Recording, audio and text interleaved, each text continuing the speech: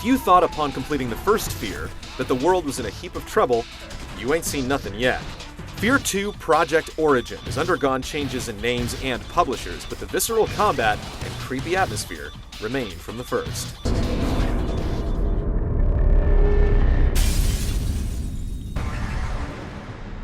What the hell was that?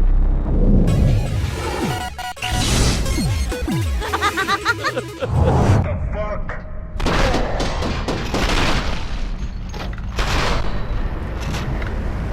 At the end of the first F.E.A.R., it was apparent that the Ring-inspired Alma was far from done. Project Origin starts by allowing you to relive the end of the first game, but this time, you play as a grunt in a recon team. Your team is charged with bringing the head of the Armacam Technology Corporation into protective custody. Of course, nothing in these games ever goes according to plan. Inevitably, all hell breaks loose, and you're catapulted into a story filled with mystery and discovery.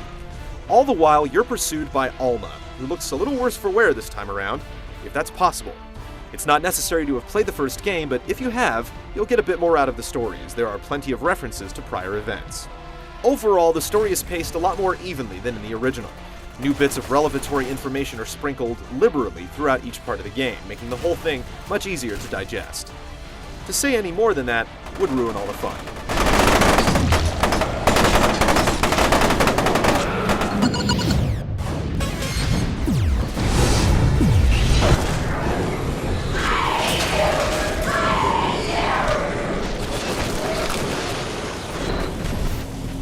Project Origin stays the course, with some refinement.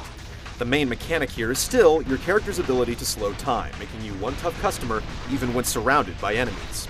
Of course, you won't be able to do much damage without weapons. F.E.A.R. 2 expands on the standard pistols, shotguns, and automatic weapons of the first with some heavier armaments. You'll gain access to missile launchers, nail guns, and even a high-powered laser, but these weapons are clearly geared to help you through specific encounters in the game. You'll stick with the standard issue weapons most of the time. There are also some new grenade types. In addition to frags and proximity mines, you can also use incendiary grenades to take out lots of enemies at a time. Shock grenades are perfect for incapacitating the particularly stiff competition. Then again, you're allowed to carry 4 guns at a time, so you're almost always loaded for bear.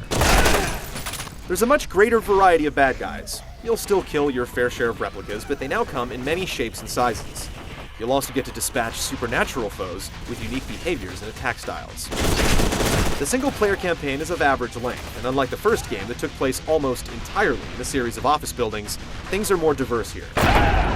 14 different sections span underground bases, an elementary school, and ruined streets of a nuked city. Multiplayer options for up to 16 players have also been extended with new modes like Armored Front, which has teams vying to control a series of linear points on a map. There's also Blitz, a turn-based version of Capture the Flag, which is certainly unique. There's much more to do after the campaign has been defeated, but you're not going to get the same mileage out of F.E.A.R. 2 that you